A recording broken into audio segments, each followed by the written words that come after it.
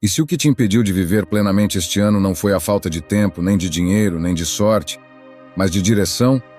E se no fundo você sabe que 2025 não terminou, ele apenas se repetirá em outro calendário, com outras promessas, mas com os mesmos padrões? Começar bem um novo ano não é sobre ter metas, é sobre ter alma. É sobre sair do piloto automático, olhar para dentro com coragem e fazer uma escolha. Ou você repete, ou você desperta.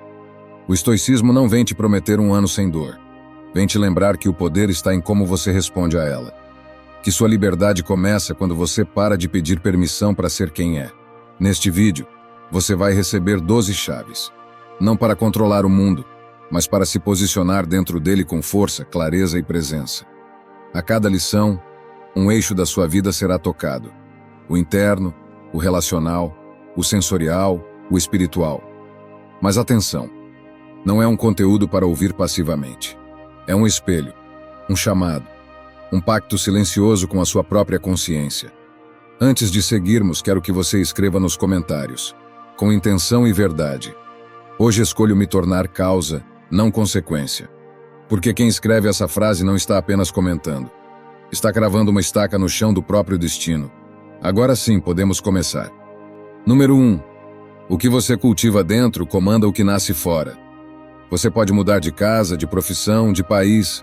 Pode trocar os móveis, o corte de cabelo, até os amigos. Pode pintar a parede de branco, limpar todas as gavetas, reorganizar cada detalhe da sua vida. Mas se não mudar o que carrega por dentro, tudo voltará a ser exatamente como era. A dor encontrará outra forma de se manifestar. A angústia arranjará um novo rosto. E a confusão voltará a se infiltrar, como água que vaza por uma rachadura invisível. Há quem ache que recomeçar é fazer diferente por fora. Mas recomeço de verdade acontece no invisível. Na forma como você pensa, no que você acredita ser. No tipo de emoção que você alimenta mesmo quando ninguém está olhando. Porque o que você cultiva dentro de si comanda o que nasce do lado de fora. Você quer transformar 2026?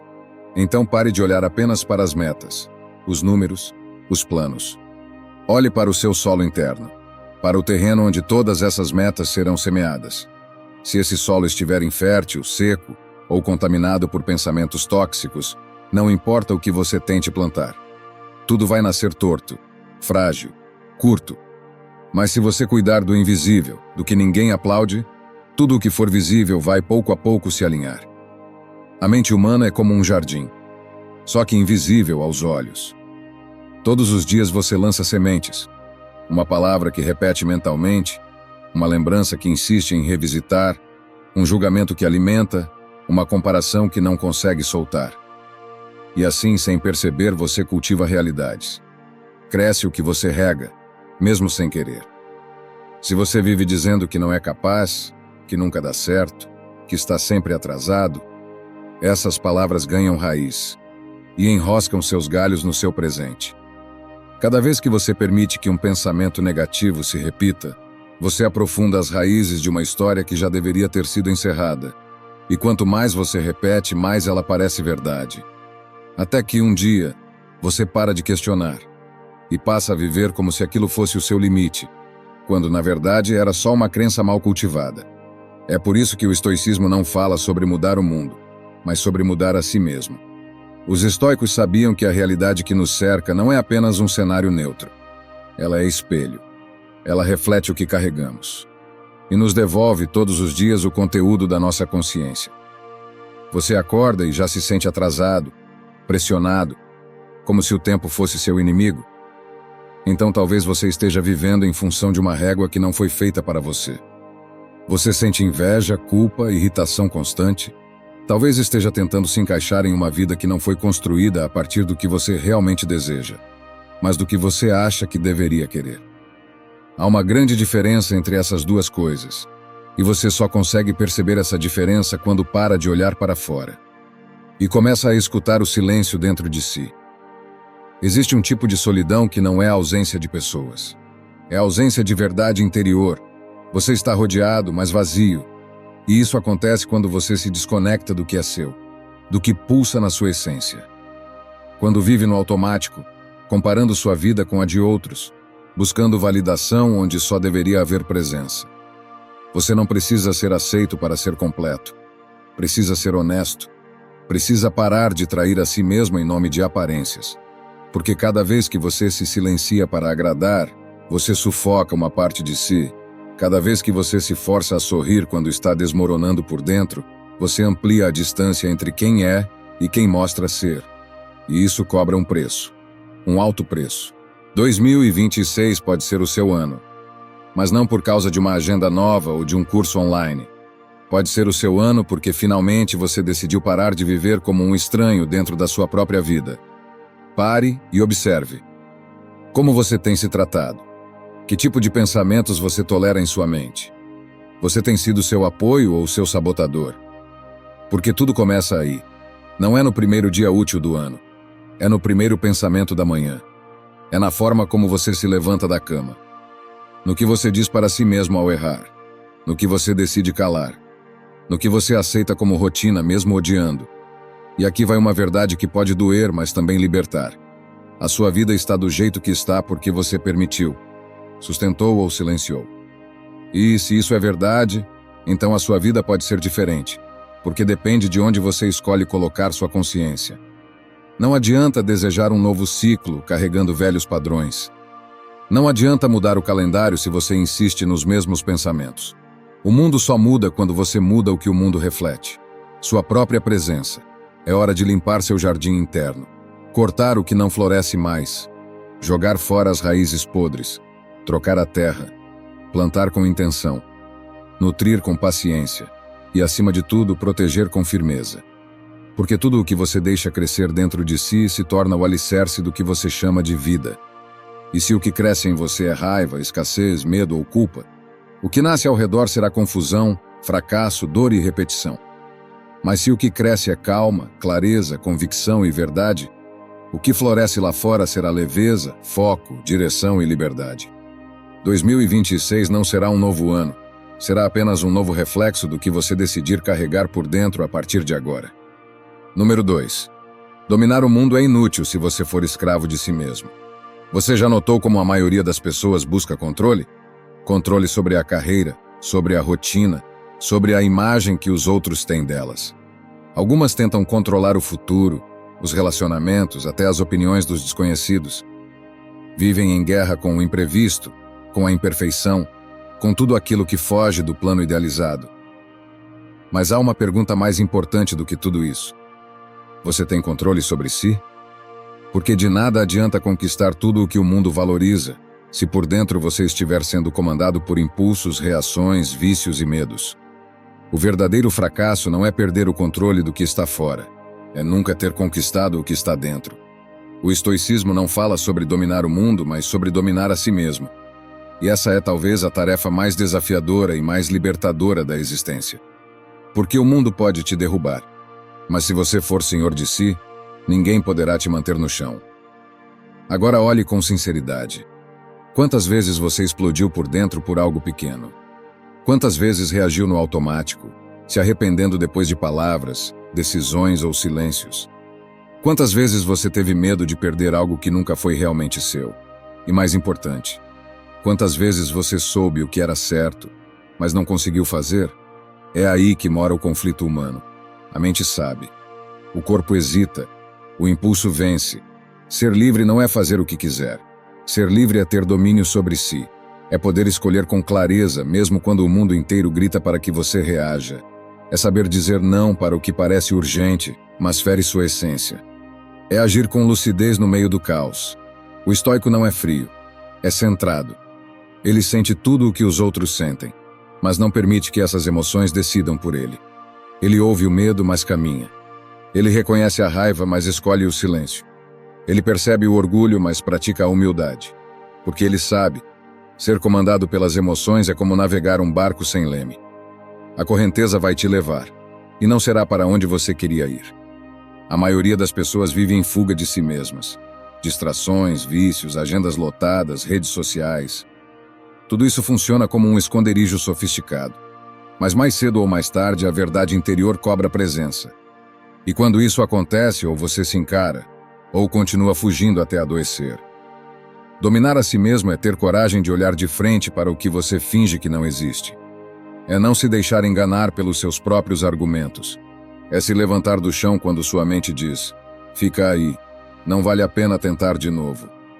É quando você cala todas as vozes que te empurram para baixo e responde firme: hoje eu escolho o que sou, não o que sinto. Porque você vai sentir medo. Vai sentir cansaço, preguiça, dúvida, vergonha. Tudo isso é natural. Mas o que te define não é o que sente. É o que faz com o que sente. E você só começa a mudar de verdade quando percebe que não precisa estar motivado para agir. Que a disciplina nasce quando você entende que sua vida vale mais do que o seu humor do dia. Que sua missão é maior do que a sua ansiedade. Que seu chamado é mais sagrado do que sua hesitação momentânea. Dominar a si mesmo não é se tornar uma máquina sem falhas. É ser um humano com consciência. É sentir tudo o que for preciso, mas escolher com lucidez.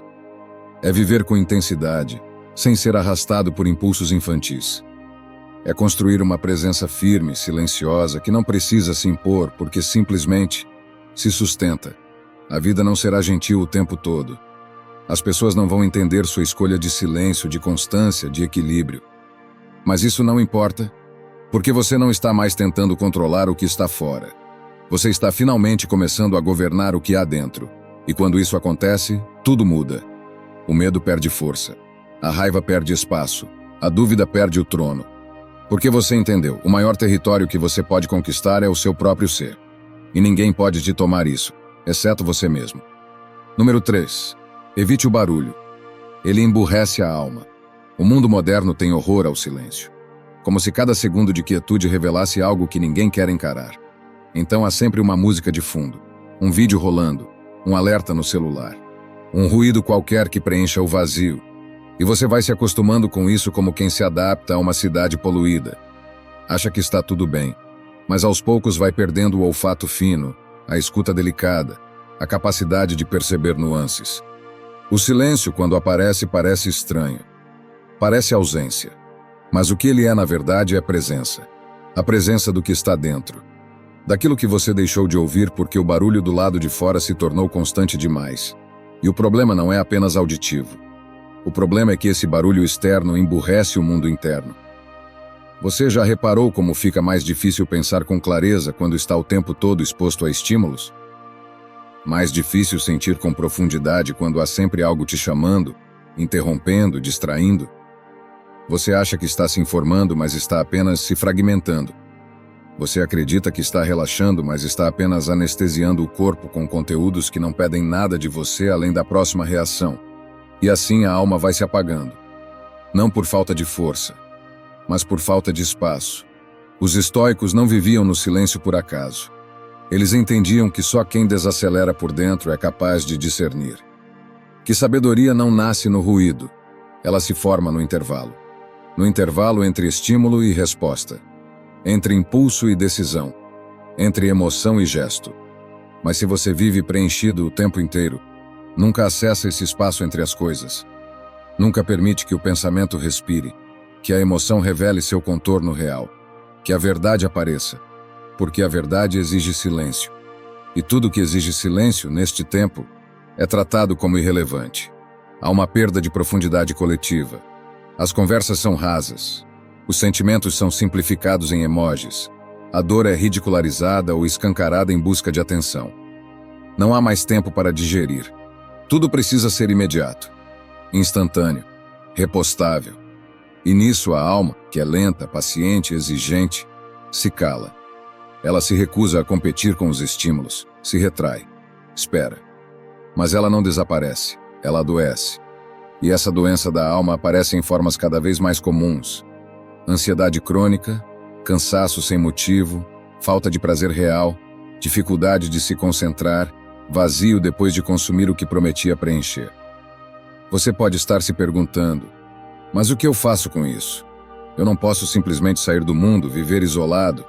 E a resposta não está no isolamento, está no discernimento. Está em criar zonas de silêncio dentro da vida ruidosa. Momentos em que você fecha o excesso, em que você escolhe o essencial, em que você se retira do excesso não como fuga, mas como forma de regeneração. Porque sua mente precisa de pausa, seu corpo precisa de lentidão, sua alma precisa de ar, E não vai ser o mundo que vai te oferecer isso. Será sua decisão silenciosa de se preservar. Comece com pequenos gestos. Não leve o celular para a cama. Faça refeições em silêncio. Caminhe sem fones. Sente-se por 5 minutos apenas para ouvir sua respiração. Desligue as notificações que não te trazem nada além de ansiedade. Não veja o silêncio como castigo. Veja como terreno fértil. É nele que você vai ouvir ideias novas, que vai se lembrar de sentimentos esquecidos, que vai entender decisões que até ontem pareciam confusas. O silêncio te devolve para casa, te lembra do que é real, te obriga a sentir. E sentir, ainda que seja desconfortável, é sempre melhor do que se anestesiar. Evitar o barulho não é sobre rejeitar o mundo, é sobre proteger sua clareza. É sobre não permitir que sua mente se torne apenas um repositório de vozes alheias. É sobre não viver reagindo ao que te chega, mas escolhendo o que te atravessa. E só consegue escolher com lucidez quem ouve o que pensa, o que sente, o que precisa. E isso só aparece quando o som lá fora abaixa o volume, quando você fecha as portas para o excesso e abre uma janela para dentro. A alma não foi feita para a pressa. Ela floresce no tempo próprio. E você, se quiser começar 2026 com lucidez, vai precisar proteger esse tempo. Vai precisar dizer não a muitas coisas que parecem inofensivas, mas que tomam o espaço da sua escuta interior. Vai precisar aceitar o desconforto de estar só com você mesmo por alguns minutos, porque é ali que a clareza aparece. Não nas vozes dos outros, mas no eco do que você sempre soube e tinha esquecido de escutar. Número 4. A disciplina não sufoca. Ela liberta. A palavra disciplina ganhou uma fama. Para muitos ela soa como um castigo, como uma estrutura rígida que limita, que prende, que suprime o espontâneo. E não é à toa. Durante muito tempo, disciplina foi associada à imposição, obediência cega, regras sem alma. Mas essa não é a disciplina que transforma. Essa não é a disciplina dos estoicos. A disciplina que liberta não é a que se impõe de fora para dentro. É a que nasce de dentro para fora. É o gesto de alguém que não quer viver refém do próprio impulso. Alguém que entendeu que ceder a qualquer desejo, a qualquer hora, não é liberdade. É descontrole. E onde há descontrole, não há paz. Há dependência, ansiedade, fragmentação. Você acha que está escolhendo quando faz o que quer, na hora que quer. Mas será que está mesmo? Ou está apenas obedecendo à vontade mais barulhenta do momento? O desejo imediato não é sábio. Ele quer alívio, não clareza. Ele quer prazer, não propósito. E seguir esse desejo sem questionamento algum é como entregar o leme de um navio à primeira corrente de vento. Parece liberdade, mas é apenas ausência de direção. A verdadeira liberdade é o contrário disso. É saber para onde se vai e não se distrair com cada onda. É resistir ao impulso que te afasta daquilo que você decidiu ser. E isso exige disciplina. Disciplina não é um fardo.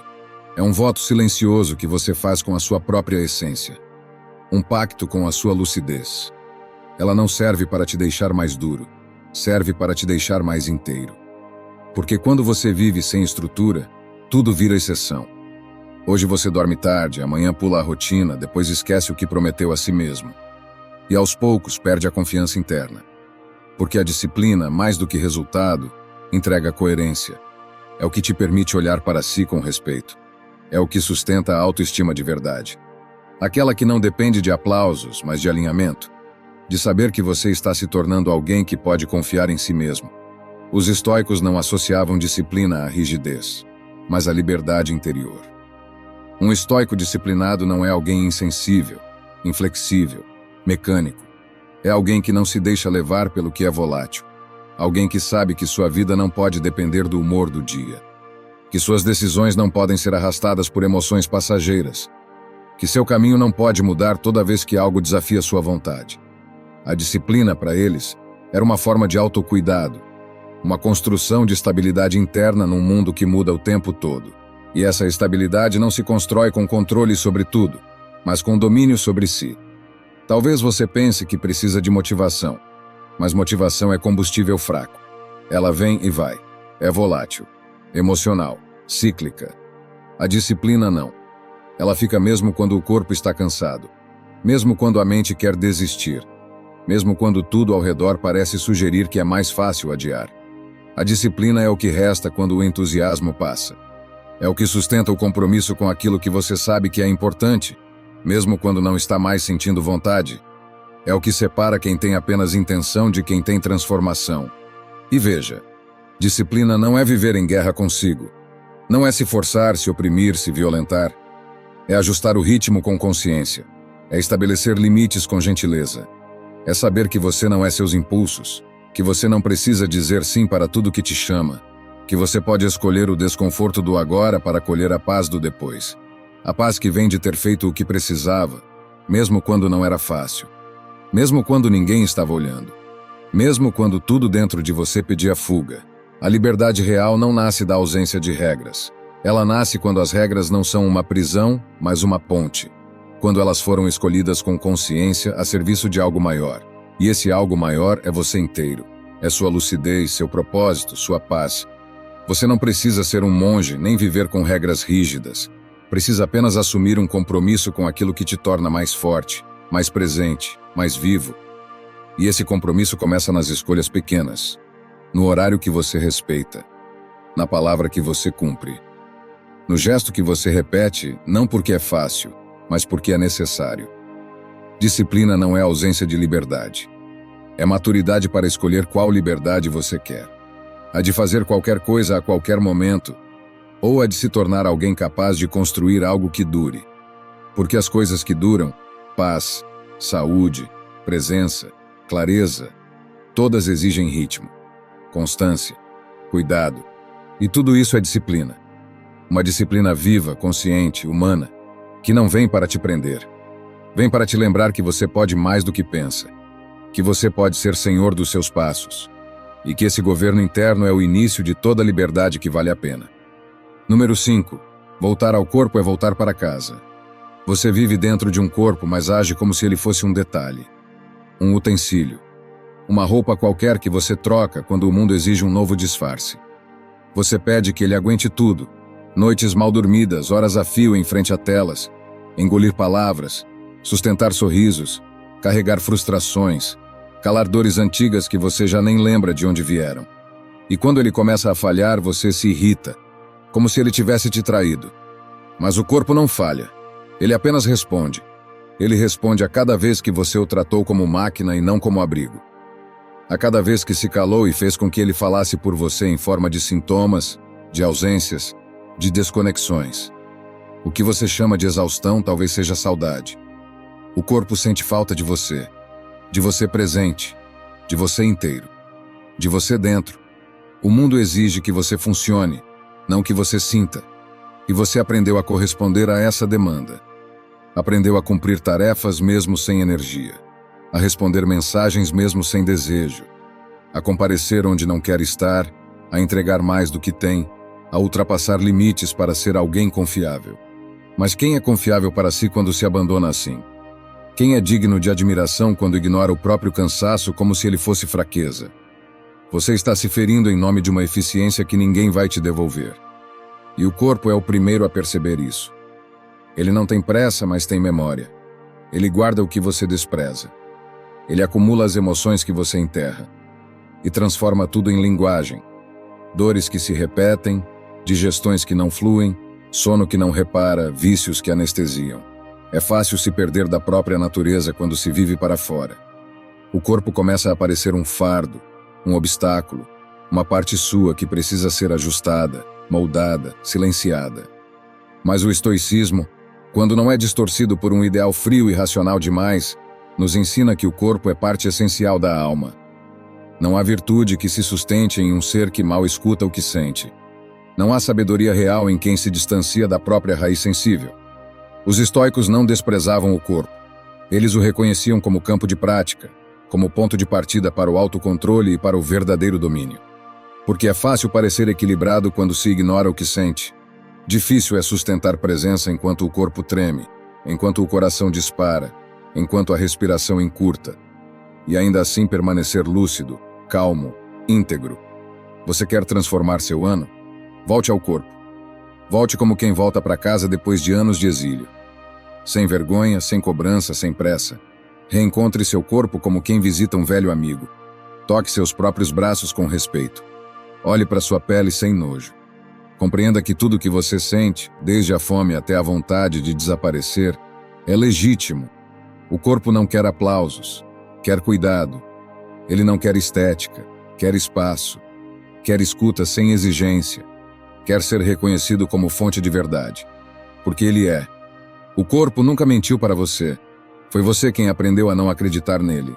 E você foi educado para fugir, a desconfiar do prazer, a se sentir culpado pela lentidão, a valorizar produtividade e desprezar descanso, a ignorar o toque, o cheiro, o paladar, como se isso tudo fosse detalhe e não sustento. Você se tornou ausente dentro da própria carne. E isso tem um preço. Quando você não habita o corpo, habita o vazio. E quando habita o vazio, tenta preenchê-lo com comida demais, com barulho demais, com distrações demais. Mas o que o corpo pede não é excesso, é presença. É silêncio para que ele possa finalmente te contar tudo o que você fingiu não ver. E ele conta. Não em palavras, mas em sintomas, em sensibilidades, em ausências de prazer, em quebras de ritmo. A reconexão começa no gesto, no modo como você levanta da cama, no tempo que leva para escovar os dentes, na maneira como segura o talher, no banho que você toma correndo, na roupa que veste sem perceber, no abraço que oferece mecanicamente. Tudo isso são portais, pontes para voltar. A vida se dá ali, no gesto desperto. E quando você começa a acordar para os seus próprios movimentos, começa também a recuperar partes suas que ficaram perdidas na correria. Voltar ao corpo é um ato de revolução íntima. Não é vaidade, é retorno. É voltar ao único lugar onde a vida realmente acontece. O agora não é uma ideia, é sensação. É aquilo que você percebe quando desliga o ruído mental e sente os pés no chão. O peso da cabeça, a temperatura das mãos, a vibração do peito. Você não está nos seus pensamentos. Você está aqui, neste instante, nesta forma, neste contorno. E isso basta. Número 6. Você não precisa reagir a tudo. Silêncio também é ação. Nem tudo que chega até você merece resposta. Nem toda provocação precisa ser combatida. Nem todo ataque exige defesa. Mas vivemos em um tempo que ensina o contrário. Um tempo em que silêncio é visto como fraqueza, recuo como derrota, e não reagir parece sinônimo de submissão. Por isso você sente que precisa se explicar o tempo inteiro, que precisa se justificar até quando tem razão, que precisa mostrar sua versão, rebater críticas, provar sua verdade, como se o valor do que você é dependesse da aprovação ou compreensão de quem não está nem disposto a ouvir. Mas a verdade é que muitas vezes, o ato mais alto de força é não reagir. Não por medo, mas por lucidez. Porque há ruídos que não valem sua energia. Há confrontos que são armadilhas emocionais. E há pessoas que não querem conversar, querem vencer. Os estoicos sabiam disso. Para eles, a verdadeira liberdade não está em dizer tudo o que se pensa, mas em escolher o que merece ser dito. Eles praticavam a contenção não como repressão, mas como forma de autocontrole. Porque sabiam que, ao reagir impulsivamente, você entrega sua paz ao outro. Você permite que alguém de fora dite o tom do seu dia. Permite que um comentário maldoso tire o seu eixo. Permite que uma injustiça pontual arraste você para um estado de raiva que dura horas, às vezes dias. E o preço disso não é pequeno. Você perde energia, foco, alegria, perde tempo com algo que, muitas vezes, nem era seu. Apenas te atravessou. Mas você decidiu carregar. Reagir a tudo é uma forma disfarçada de insegurança. É como se você precisasse reafirmar constantemente quem é, como se cada discordância fosse uma ameaça à sua identidade. Mas uma identidade sólida não precisa se defender o tempo inteiro. Ela respira. Ela permite que as coisas passem sem entrar. Ela entende que o outro tem o direito de pensar diferente, de estar errado, de não compreender, e ainda assim isso não muda quem você é. Quando você percebe isso, o silêncio se transforma.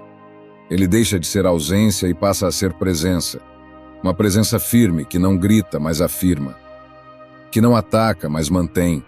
Que não precisa de palco, porque já tem clareza de sua própria voz. Você não precisa responder tudo. Não precisa devolver na mesma moeda. Não precisa corrigir cada erro de interpretação, nem provar cada verdade sua. Porque o tempo, em silêncio, Revela o que a urgência do confronto tenta apagar. E na maioria das vezes, o que realmente te incomoda na fala do outro não é a fala em si. É o quanto você ainda precisa que te vejam com justiça. Mas justiça nem sempre virá. Nem sempre haverá reconhecimento. Nem sempre haverá retorno. E isso não precisa ser uma tragédia. Pode ser apenas parte do caminho de amadurecer. Parte de aprender a dar a si mesmo aquilo que tanto esperava de fora. Validação, escuta, compreensão. O silêncio, quando escolhido com consciência, é um território sagrado. Ele te dá tempo para observar o que é real. Ele evita que você se arrependa de palavras ditas com raiva. Ele te protege do desgaste de discussões inúteis. E, sobretudo, ele te devolve o poder de escolher. Porque reagir automaticamente é ser marionete. É estar à mercê. Mas quando você respira antes de responder, quando você espera antes de julgar, quando você observa antes de agir, você se torna autor da sua presença. Você deixa de ser alguém que apenas reage ao mundo e passa a ser alguém que cria espaço para o que importa. Isso não significa se calar diante do que fere. Não significa aceitar abusos, engolir injustiças ou viver em passividade. Silêncio não é submissão, é estratégia, é discernimento, é saber a hora certa de falar e a hora mais sábia de não gastar sua voz. Porque há lutas que você escolhe e outras que apenas sugam sua luz. Há debates que te engrandecem e outros que te envenenam.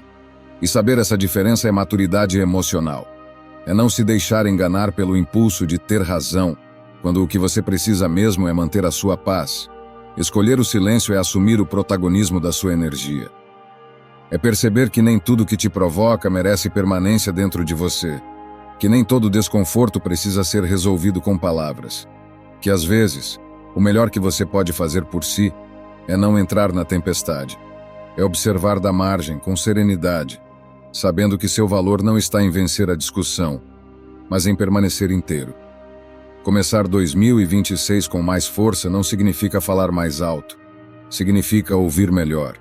Significa escutar o que realmente precisa ser dito e deixar o resto ir embora sem hospedagem.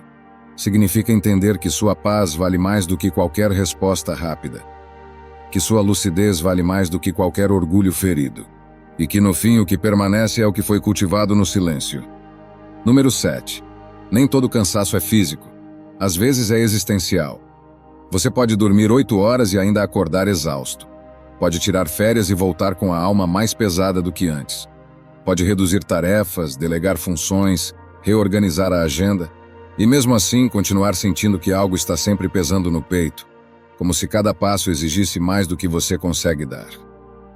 Esse cansaço não é muscular. Não se resolve com café nem com descanso. Porque ele não é do corpo. É da alma. É o tipo de cansaço que não vem do que você faz, mas do que você deixou de viver. Ele nasce quando suas ações já não conversam com seus valores. Quando você está presente no que faz, mas ausente de si. Quando você cumpre todas as metas, mas nenhuma delas te emociona mais. A vida moderna normalizou esse esgotamento. A produtividade virou medalha, a correria virou identidade, o acúmulo de tarefas virou sinônimo de importância. Mas o corpo sente. E quando ele sente, ele avisa. Primeiro com pequenos alertas. Uma dificuldade de se concentrar, uma impaciência que não era comum, uma vontade constante de se distrair. Depois com sinais mais profundos. Apatia, perda de sentido, desânimo crônico. Você sente que está funcionando, mas não vivendo. Está operando em modo automático, sem prazer, sem presença, sem brilho no olhar. E o mais perigoso é que você se acostuma com isso. Começa a achar normal estar sempre cansado. Começa a rir dizendo, não aguento mais, como quem já aceita que a vida seja isso mesmo. Mas não é. Não deveria ser. O ser humano não foi feito para operar como uma engrenagem. Há uma diferença profunda entre esforço e desgaste. Esforço constrói ainda que canse. Desgaste consome, ainda que você continue sorrindo.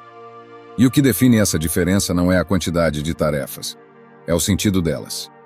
Quando você sente que aquilo que faz tem valor, tem propósito, tem coerência com quem você é, o cansaço vem acompanhado de satisfação. Mas quando você trabalha, conversa, produz, se relaciona, sem sentir que aquilo ressoa com o seu íntimo, o cansaço que se instala é existencial.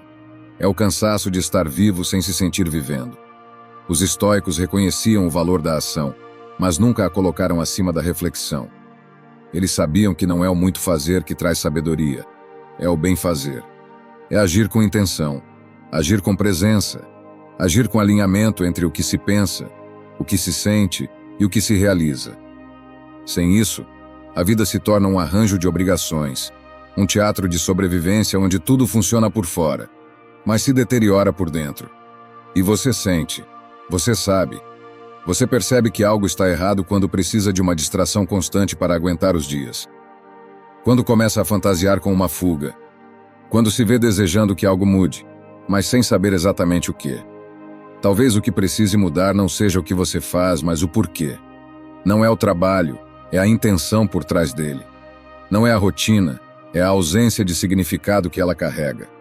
Não é o número de tarefas, é a forma como você se entrega a elas. Ou não. Porque sentido não se compra, não se terceiriza, não se agenda. Ele precisa ser cultivado. E esse cultivo começa com perguntas simples e difíceis. Por que estou fazendo isso? Para quem?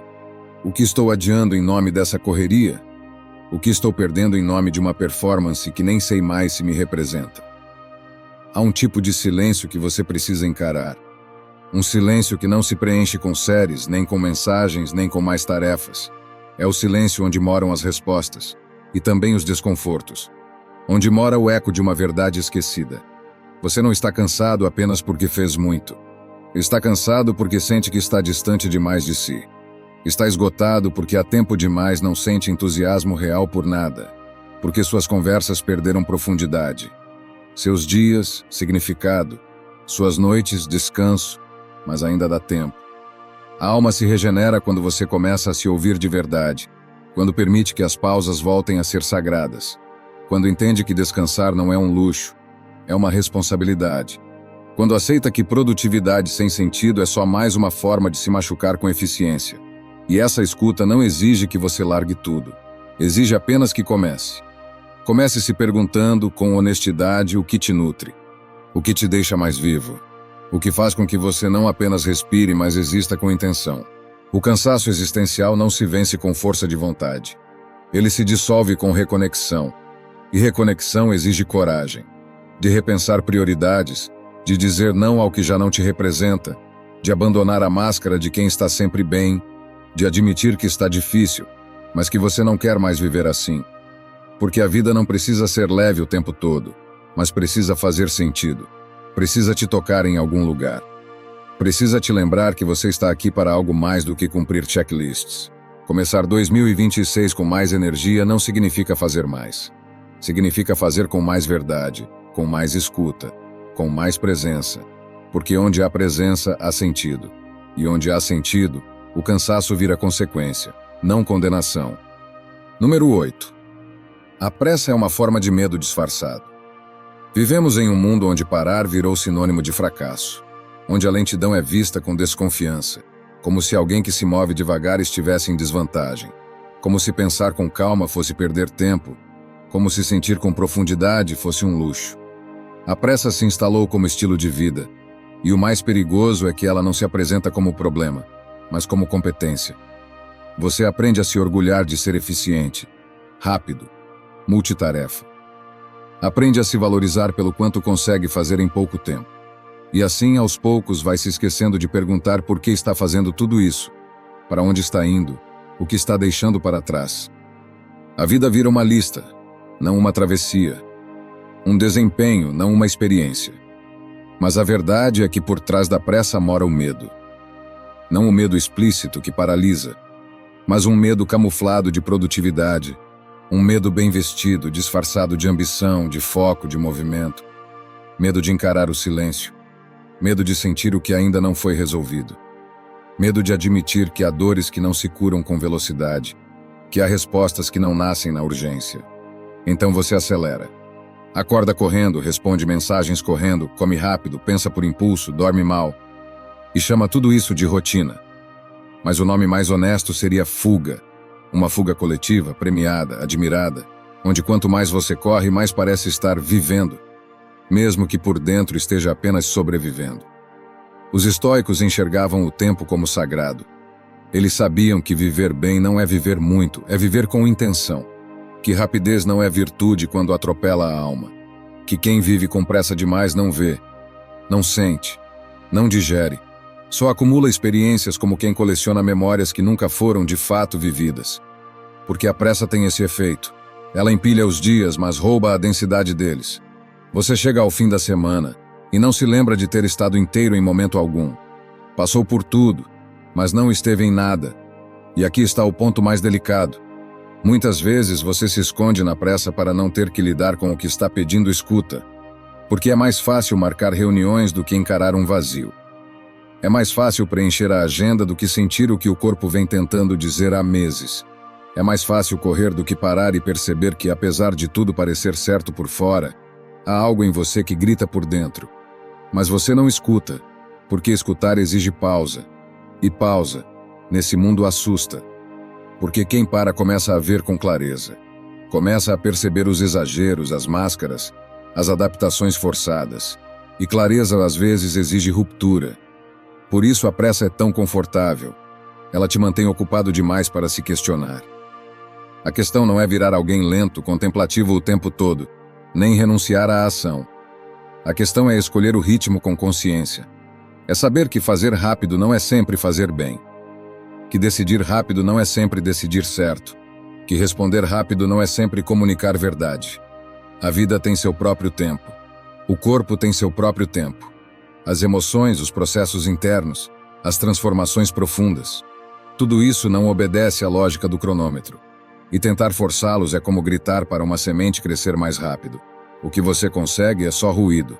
A pressa nunca faz nascer nada antes da hora. Só cansa antes do florescimento. Você precisa reaprender o valor da lentidão. Não da procrastinação, mas da presença. A diferença é sutil, mas radical. A procrastinação adia por medo. A presença desacelera por sabedoria. A procrastinação nega o momento. A presença o honra. E essa presença só se torna possível quando você admite que não é máquina, que não precisa produzir o tempo inteiro, que não precisa corresponder a tudo o tempo todo, que pode sim dizer, ainda não é hora, que pode recusar a urgência imposta e escolher o tempo que respeita sua inteireza. A pressa é confortável porque te poupa do confronto com o que realmente importa, mas é esse confronto que te transforma. É ele que te devolve a inteireza. Que te mostra onde você está mentindo para si, que revela o que já não serve mais. E isso não aparece quando tudo está correndo. Aparece quando você para, quando respira, quando escuta aquele incômodo que você vem abafando com produtividade. E ali, no intervalo entre uma tarefa e outra, mora o que você mais precisa. Não um novo objetivo, mas um retorno a si. Começar 2026 bem não é fazer mais, é fazer com mais tempo. É fazer com mais alma. É permitir que o ritmo da vida se torne, pouco a pouco, mais compatível com a sua verdade.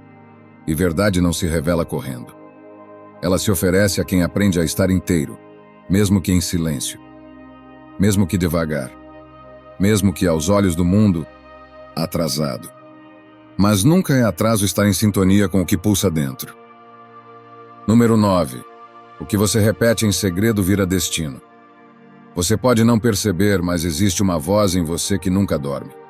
Ela fala quando você está distraído, quando ninguém está ouvindo, quando o dia está quase acabando e você repassa mentalmente tudo o que fez, ou deixou de fazer. Essa voz não aparece nos seus stories, não entra em reuniões, não pede licença. Ela se infiltra nos espaços de silêncio, nas brechas entre uma tarefa e outra, e com o tempo vai criando trilhas. Você começa a repetir certas frases. Eu não sou bom nisso. Isso nunca dá certo para mim. Acho que não vai funcionar. Não sei se mereço. Parece inocente. Parece só um desabafo mental. Mas essas palavras, mesmo silenciosas, são sementes. E sementes não perguntam se você quis plantar. Elas só crescem. O que você repete em segredo constrói a moldura invisível do seu destino. Você pode estar lutando por fora, com força, disciplina, metas, estratégias. Mas se por dentro há uma repetição constante de dúvida, medo, desvalorização, aquela força externa se torna frágil. Porque o corpo age conforme a mente acredita. E a mente acredita no que escuta com frequência. Você é o que você ouve de si mesmo quando está em silêncio. E se esse som interno é de crítica, escassez ou desconfiança, então tudo que você toca carrega um pouco desse eco. Você pode até conquistar, mas não desfruta. Pode até avançar, mas se sabota. Pode até amar, mas desconfia. Porque seu destino não está sendo moldado apenas pelas suas decisões. Está sendo desenhado pelas ideias que você cultiva sem perceber. Os estoicos chamavam isso de hegemonikon, o centro racional da alma, a parte mais íntima do ser, onde se forma o juízo. É lá que se decide, antes mesmo do gesto, o valor das coisas. E você pode até não ter controle sobre o mundo externo, mas sempre terá poder sobre o que deixa esse centro absorver. Se você não vigia o que repete para si, o mundo começa a repetir por você. E nada é mais perigoso do que um destino construído a partir de narrativas que você nunca escolheu conscientemente. Por isso, a vigilância interior é uma prática, não um estado. Você precisa se observar como quem cuida de uma casa antiga, prestando atenção em cada rachadura que surge, porque cada pequena fissura pode se tornar uma ruptura se for ignorada por tempo demais. Mas não se trata de eliminar pensamentos ruins. Isso é impossível. A mente pensa. É sua natureza. Trata-se de perceber o que se repete sem resistência, o que se instala como verdade sem que você tenha autorizado. Você pode pensar: eu sou um fracasso num dia ruim. Isso é humano. Mas se você pensa isso todo dia sem notar, essa frase vira identidade. E a identidade molda suas decisões. E suas decisões desenham sua vida. É por isso que o que você repete em segredo precisa ser investigado. Precisa ser trazido à luz. Porque o inconsciente, quando não é olhado, comanda. E você segue achando que está no controle, quando na verdade está apenas respondendo a uma trilha que vem sendo escavada há anos dentro de você. Talvez você esteja carregando crenças que não são suas, frases que ouviu na infância e nunca questionou, palavras ditas em momentos de dor que ficaram presas no corpo como uma tatuagem invisível. E agora, mesmo adulto, mesmo consciente, você ainda se move tentando provar o contrário daquelas frases. Mas toda vez que tenta provar, você confirma que ainda acredita nelas. A saída não é tentar vencer essas vozes, é conversar com elas. É perguntar: de onde você veio? Por que ainda está aqui? O que você está tentando me proteger de sentir? Porque até mesmo os pensamentos autossabotadores têm uma lógica. Eles surgiram para te proteger, para te manter em território conhecido. Mas hoje, o que te protege, te prende. E o que te prende define teus passos. Você não precisa gritar mantras positivos todos os dias, nem se obrigar a pensar bonito o tempo inteiro. Isso seria apenas uma maquiagem emocional. O que você precisa é criar consciência, é escutar com atenção, é perceber quando algo começa a se repetir, é ter coragem de substituir, não por negação, mas por escolha. Escolher conscientemente o que deseja nutrir, o que deseja fortalecer. E isso começa com pequenas mudanças. Uma palavra que você deixa de usar para falar de si. Um pensamento que você interrompe antes de se enraizar. Uma frase que você substitui por outra que, embora ainda pareça estranha, já aponta para o tipo de vida que você quer construir. Você não pode controlar tudo o que acontece fora, mas pode mudar o tom da voz que te acompanha por dentro. E essa mudança é silenciosa. Ninguém vai aplaudir. Ninguém vai perceber de imediato. Mas aos poucos, você sente. Sente que está menos pesado, que está se sabotando menos, que está se permitindo mais, que está pela primeira vez em muito tempo se tornando cúmplice de si mesmo, não mais inimigo interno. E essa aliança muda tudo, porque quando sua mente começa a repetir, mesmo que timidamente, frases como "isso me fortalece", "eu aguento", "isso faz parte do caminho", "eu mereço paz", algo dentro de você se reorganiza. E o destino, que antes era reflexo do medo, começa a ser fruto da escolha. Número 10. O que você tolera em silêncio te molda em segredo. Há um tipo de desgaste que não se nota de imediato. Ele não vem com gritos nem com rompimentos dramáticos. Ele vem como um acúmulo silencioso, como a repetição de um gesto incômodo que você escolheu não questionar. Vem com aquela palavra dita em tom disfarçado, aquele olhar que te atravessa sem acolhimento, aquele convite carregado de exigência disfarçada de carinho. E você tolera. Não porque não sente, mas porque acredita que é mais nobre ser paciente do que se impor. Você pensa que está escolhendo a paz, mas não percebe que está apenas alimentando o medo de decepcionar. E nesse jogo, você vai se tornando alguém que sorri com a boca e grita com o corpo. Alguém que segue presente nos lugares onde sua alma já foi embora há muito tempo. Você se convence de que é melhor deixar para lá, que não vale a pena o desgaste, que talvez esteja exagerando. E então você recua, se ajusta, engole. Você começa a negociar sua presença para manter relações frágeis em pé. Começa a ceder partes suas em nome de um vínculo que te pede silêncio. E quando vê, está vivendo como hóspede da própria existência. Se comportando com educação onde deveria estar inteiro. Caminhando com cautela onde precisava pisar com firmeza. E tudo isso com a melhor das intenções. Preservar o outro, evitar atritos, proteger a estabilidade. Mas não existe estabilidade que valha o preço da própria mutilação. Os estoicos sabiam que é preciso autocontrole, mas jamais autoabandono. Que o mundo pode ser duro, mas a dureza maior é se curvar diante daquilo que sabota sua essência. Eles não pediam passividade diante do desrespeito. Pediam clareza diante do que é aceitável. E a clareza que falta hoje nasce da distorção que fizemos da maturidade. Você aprendeu que crescer é saber suportar, quando talvez crescer seja saber até onde não mais. Porque suportar tudo não é força, é fadiga.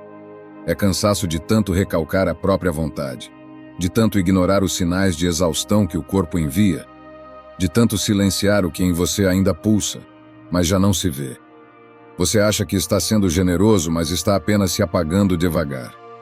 Está se tornando previsível na tolerância, disponível na renúncia, compreensivo ao ponto de sumir. E há algo profundamente injusto nesse processo. Quanto mais você cede, mais esperam que você continue cedendo. Quanto mais você tolera, menos percebem o quanto isso te custa, porque ninguém escuta o silêncio de quem consente, só se aproveita dele.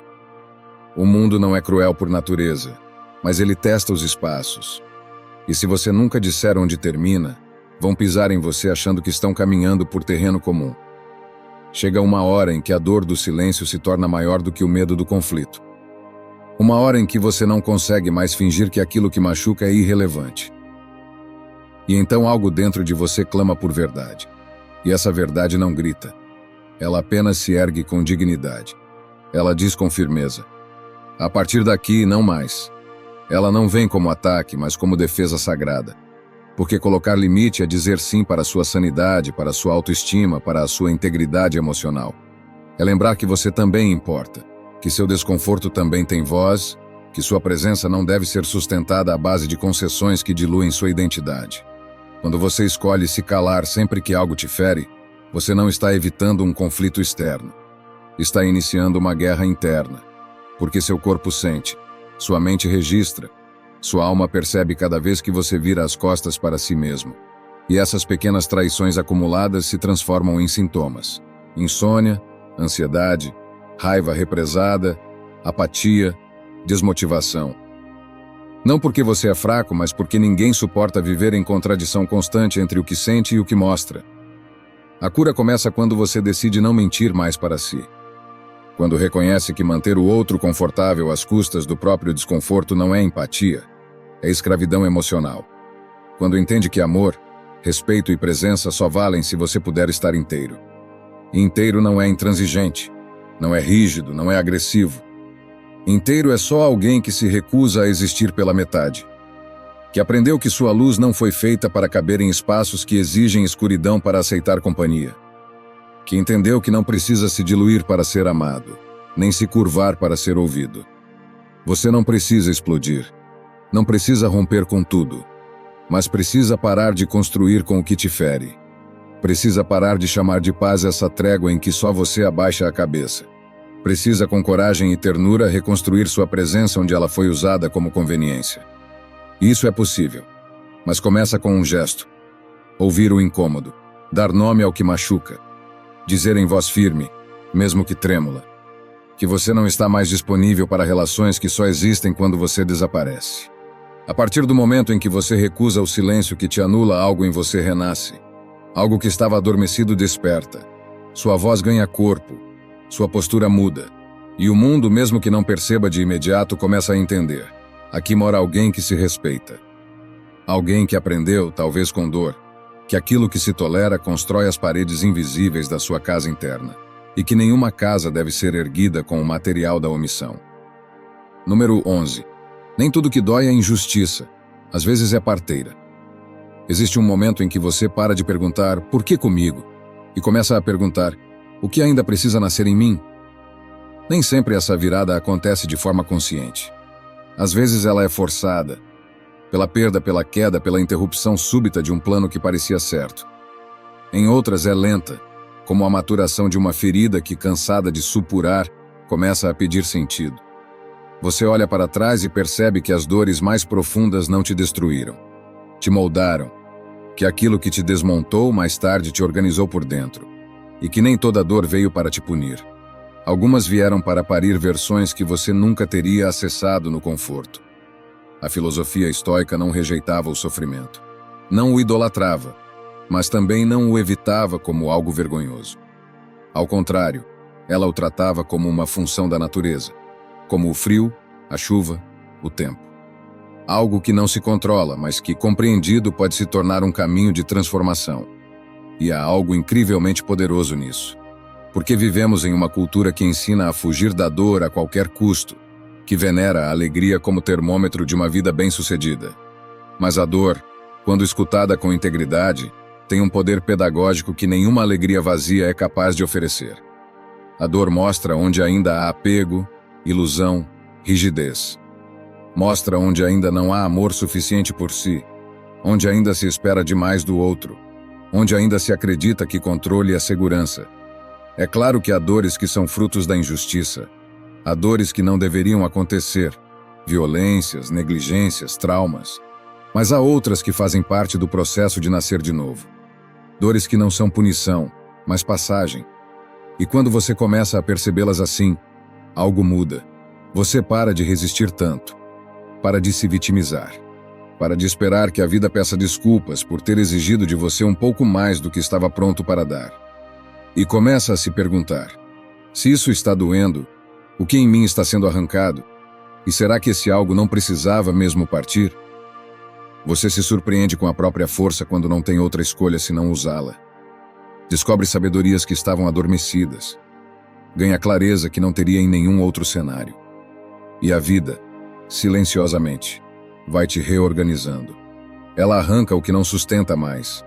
Move o que ficou estagnado. Rompe vínculos que já estavam murchos. E sim, isso dói. Dói profundamente. Mas dói como dói um parto. Não porque está destruindo algo, mas porque está trazendo algo à luz. Os estoicos tinham uma palavra para isso: amor fati. O amor ao destino. A aceitação não resignada, mas profunda, daquilo que acontece como parte inseparável da existência. Eles não acreditavam que tudo acontecia por um motivo.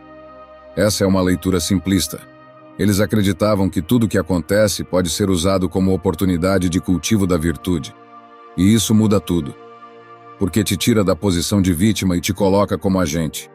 Você não controla a chegada da dor, mas controla o que ela encontra em você. Se encontra revolta, ela cresce. Se encontra abertura, ela trabalha. Dói, mas trabalha. Às vezes o que você precisa não é de consolo, mas de compreensão. Não de palavras doces, mas de palavras verdadeiras. Nem tudo que te quebra está te matando. Em muitos casos, está apenas desmontando o que você não teria coragem de largar por conta própria. Está revelando a fragilidade de uma ideia que você fazia questão de manter. Está limpando os entulhos de uma identidade velha. Está abrindo um espaço novo onde antes só havia repetição.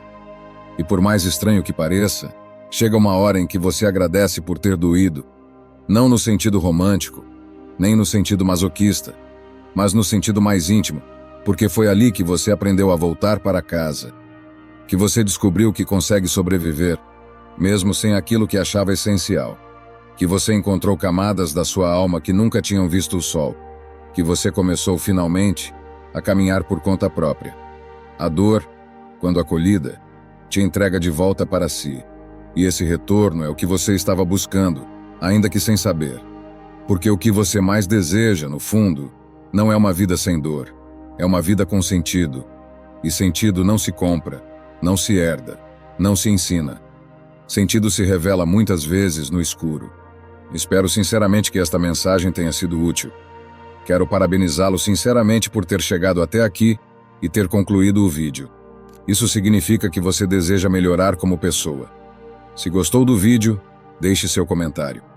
Se não sabe o que comentar, comente gratidão. Assim saberei que assistiu até o final. Se ainda não está inscrito no canal, o que está esperando? Inscreva-se agora e junte-se a nós. O estoicismo está cheio de ensinamentos como este, que são aplicáveis à nossa vida cotidiana. Portanto, encorajo você a continuar aprendendo sobre essa filosofia. Deixo aqui 2 vídeos repletos de sabedoria estoica para que você continue aprendendo. Até a próxima!